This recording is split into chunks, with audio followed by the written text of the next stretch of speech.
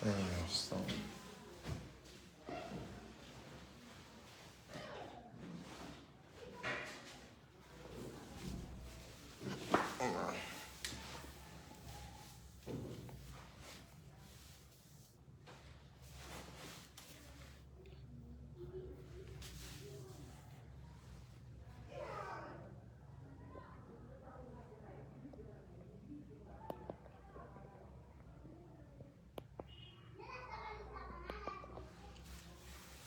okay.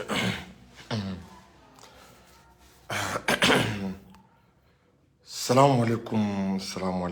Balma Malion. Amao fo ka barkada abalma keni au denga do amarasila juri chercheur. Ne ya yen smara video la donne weekend angu me ka a reposer donc voilà. Aka oro famu. Donc ma yini au fait video aka partager kojugu nouvelle demande bien. Fare dona France la France bega paniqué ou bega sira futara baga Turquie fenema Turquie présent ay Macron jabi amenanda do la jabi mindi ay Macron jabi ay vidéo partager à Kerbla ay vidéo partager à Kerbla o temelengo e amenanda do yoro flanan do fenela tuguni we erreur do be transition qui koloshi à erreur là. C'est-à-dire ambe ou soutenir mais ni yoro munun jangena ambe o yoro nunu fo ouye. On te activiste escroé, on te activiste taïnae, on be faire kanya parce que koun a damné ni ala n'engara son ama là-bas. Donc Shogel ga nouvelle me clamé a dit auma ni ala n'engara sona me clamé Shogel ga nouvelle dit auma maro chama panikile chama stranendo au aklisi au jigi voilà Shogel va bien avec la ka andado au fenela. Donc quand il a fait aga vidéo aga partager ay Kerbla aga shemcha ou kana vidéo signaler ay Kerbla aga shemcha ou kana vidéo signaler o temelengo e amanga shirifuke fo shek tiami ay dara kabako fratiki ala ya so kabako frala frami na kain bana badema tension diabète furudimi rendimi kodimi akacha shirifuke ga numéro est 78 78 03 03 o temelengo amanga shegu fo no e lasana kane belebele dale mesegu lasana kane bara minke ibe ka tagali ka se transition stabiliser lima ala kelene bado wa mayine an autorité fe na be ko ke aw sara lasana kane la aw sara shegu la be ka mali demedi na be minke aw sara la ay ko boya daka asindale me wuba dalare akana bla kofe. O temelengo ka foli di segu karamogo na donibaga pema segu karamogo ana donibaga u beka foli be ya munun be do la namu e dongodo en même temps ka segu autorité morale a foli me ya ni oro la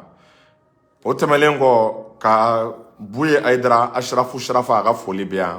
ka se sufi blal ka se mali karamogo na donibaga pema u beka foli be ya ni yoro la me anga segana le politologue ka fo aka foli belebele bien kal saka ka continuer courage ka Cheikh Oumar Keita fo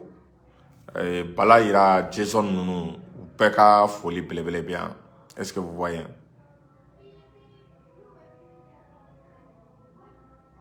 N'oubliez pas de OK, donc nous beka foli belebele bien et docteur Alain Bokoum aka foli o fana bien am fana kelen do ka afo ni yoro la donc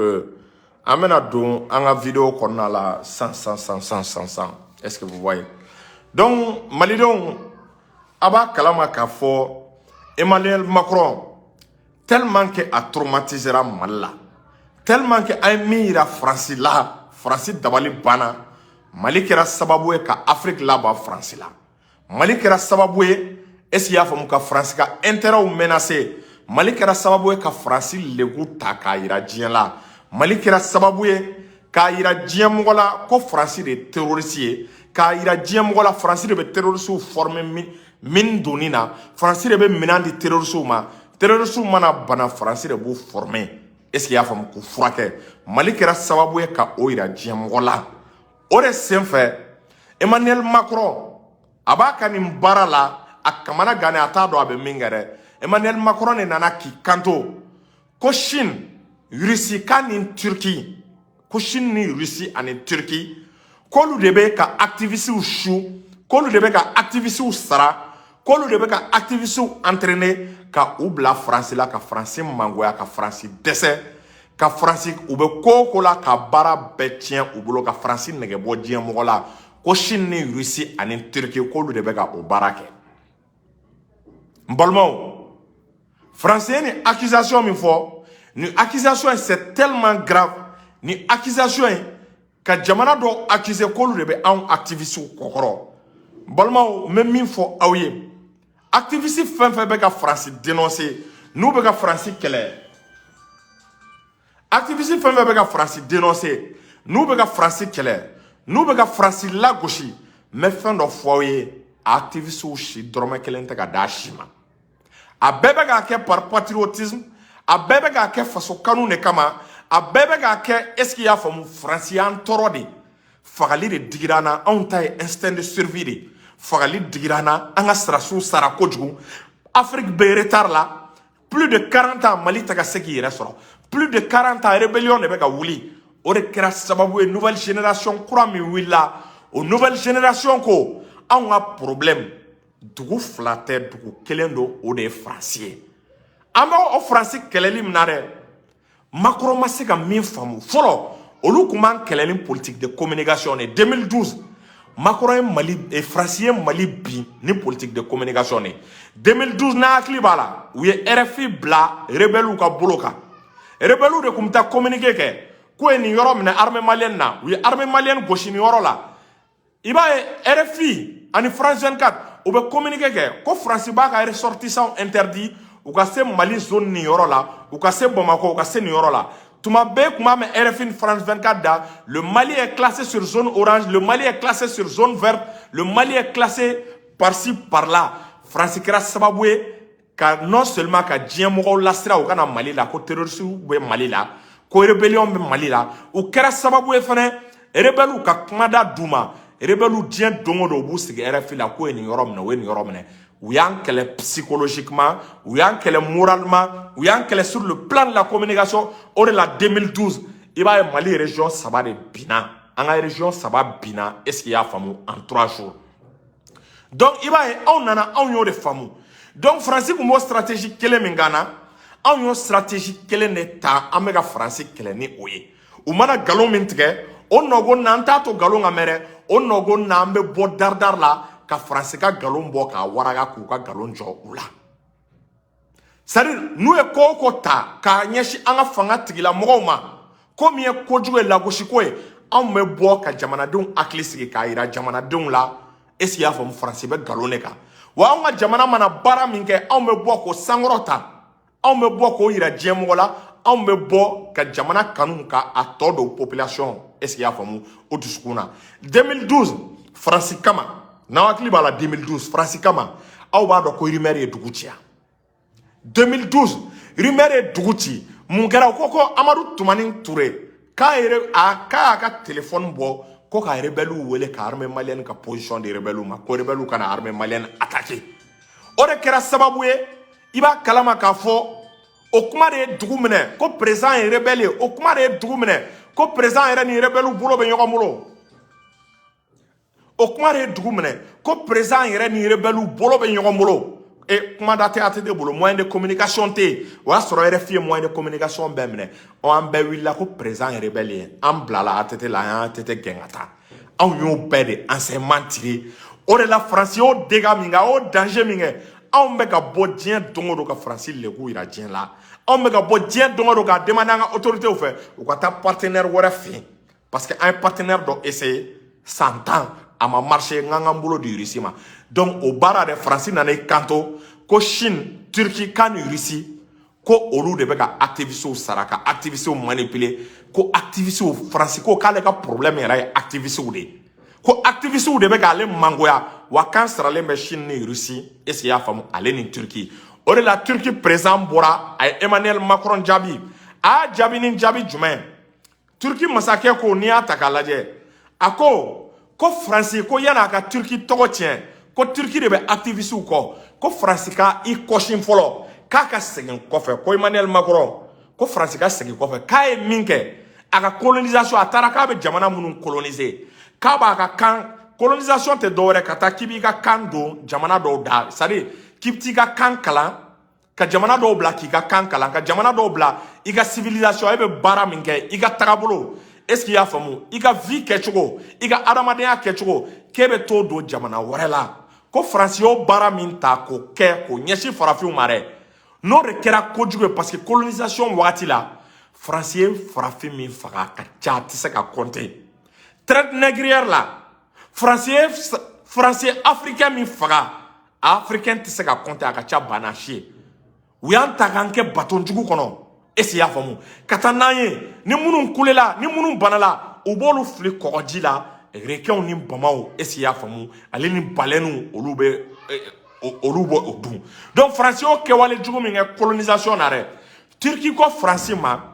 ko France ka taa lajɛ ko n'i y'a ye a ko bɛ ka goya africains ye k'a y'o kojugu min kɛ colonisation na ka mɔgɔw mara ni fanga ye galon kan k'an ka biɲɛw suɲɛ k'an ka sanu suɲɛ k'an ka jama suɲɛ k'an ka lulu suɲɛ ka tila ka na mɔnɛ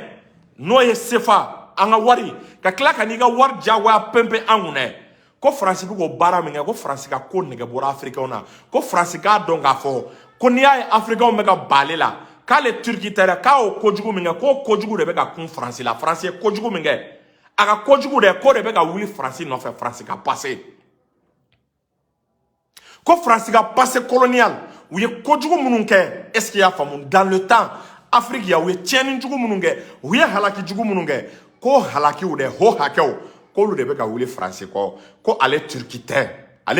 tɛ bi ale Turquie tɛ sini ko wa ale tɛ ka activistes financer ale tɛ activistes kɔkɔrɔ ale tɛ ka activistes manipuler parce que bi mɔgɔw tɛ min dɔn a b'a kalama France ka marché de bɛ ka fermer d'abord u ka marché baden tiɲɛna Mali la Niger u ka marché caman tiɲɛna u ka Areva bɛ ɲini ka datugu Niger est-ce qu'il y'a faamu u ka Areva perte baden donna u kun France ka entreprise de bɛ ka dɛsɛ crise financière crise économique de bɛ ka juguya France ma africains bɛ ka ban France la africains caman b'a la bi k'u b'u yɛrɛ ta caman b'a la bi k'u bɛ bɔ CFA la caman bɛ k'a ye ko France de y'u ka problème ye wa Mali yɛrɛ n'i y'a ta k'a lajɛ France kun da birilen bɛ Mali c'est-à-dire Mali ka économie de la u kun bɛ k'u da biri an ka économie na k'an ka économie susu camanba de bɔra o la o de la France siranna a kamana gana au-delà du Mali kelen kama France bɛna Burkina perdu a bɛna Tchad perdu a bɛna Niger perdu a bɛna Côte d'Ivoire perdu a bɛna Gabon perdu Mali kelen kama i ɲɛ bɛ France siran yɔrɔ la o de la Macron bɛ ka boli sisan jamanaw ni ɲɔgɔn cɛ k'ale bɛna fɛɛrɛ kɛ ka France ka image ko k'a jɛ ko tɔgɔjugu min bɛ France la k'o tɔgɔjugu ko donc o kamanagan min b'a la dɛ a taalen Algérie a frontora k'o ye Turquie nɔ ye Turquie ko k'ale nɔ tɛ k'u ye kojugu min kɛ u ye tiɲɛni min kɛ colonisation na u ye adamadenw ni halakili min kɛ colonisation na u ye esclavage min kɛ ka adamaden don juru la u ko u ka o passé o kɔrɔlen dɛ ko ho hakɛ o ɲama k'o de bɛ ka wuli France fɛ donc France paniquelen bɛ an bɛ wagati min na ala tɛ se ka hɛrɛ kɛ France ye parce que u jigiba dɔ kun ye CFA ye o tilala u la bon Europe ye Russie ni Ukraine ka crise la i b'a kalama Russie ye gaz de fermer français ye Russie gaz robinet datugu français ye donc ka gaz ko bɛ ka gɛlɛya gaz tɛ ka se Europe aw b'a dɔn France kun kɛlen bɛ ka plan ni programme de bɔ Mali gaz Mali pétrole France kun tilala la a kun ye marché dɔw di européens ma a kun ye dɔ di Allemagne ma a kun ye dɔ di Grande-Bretagne ma est-ce qu'il y'a faamu a kun ye dɔ di Danemark ma France kun tilala Mali dugujukɔrɔ nafolo la a y'a tila européens ni ɲɔgɔn cɛ o de la u ni fɛn dɔ nana n'a bɛ fɔ a ma ko Takuba u ni Takuba nana donc France ye Mali dugujukɔrɔ nafolo tila donc a y'a tila jamana minnu ni ɲɔgɔn cɛ dɛ o jamanaw a taara olu de wele ko opération Takuba k'u kana donc a ye min di min ma ko bɛɛ ka n'i ka yɔrɔ sécuriser bɛɛ ka n'i ka yɔrɔ lakana Mali la pétrole dira jamana min ma o kana a ta lakana gaz dira jamana min ma o kana a ta lakana uranium dira jamana min ma ko bɛɛ ka n'i ta lakana ko Mali ye samasogo ye ko bɛɛ ka na Mali bɔrɔtɔ iba kalama o de kun opération Takuba. Donc opération Takuba mogo te mindo iba e kafo ou konembe ou kun stranembe mien Russie sen kana na tchouya parce que ni Russie sen tchouna ou luka bara bané Russie sen mana tchoun ou e code bed de tienne ou e planning calcul fin bega ou ya ben fossélé. Bon imaginez c'est ça. Russie sen tchouna ya Mali ni Russie bena coopérer ni gaz bena bo Mali ni Russie be coopérer gaz boli la ani Russie be coopérer pétrole boli la ani Russie be coopérer lithium boli la no kera ça gaz te français bolo Europe Russie atikula Afrique o jigi ko ya Afrique ya gaz minenu la tukoni Russie gaz minenu la Europe Russie bena gaz minenu la Afrique Mali konna la France est zone min colonisée ayebe France ka inquiétude la o tise ka ko fait o tise ka be France ma France tise ko supporter France te o daoro soro a farkolo la o de la abeka wuli san ko nimbe chinois de noye ko nimbe turku de noye ko nimbe russe de noye ko lu de beka activiste ka olu choukou bla France la mbalma ni situation ni problème ne be mais ba donc a fort ne be enseignement min tiré a jate mena san France ni Macron chien saba de mbalma wa noter à 3 fois abala ko Mali ko activiste ou des problèmes ko activiste ou de beka sara olu de beka manipuler activiste kelenten ko mi beka dro memne a contacter était activiste ou ni chinois ou tché contacter activiste ou ni russe ou tché ni ame nous be contacter ni ame nous be contacter ibuka kaneme contacter activiste ou ni turku tché ni ame ini nous me contacter iba kalama ibuka kaneme onte nous nga kaneme bon imaginez nous straneme anya chogomina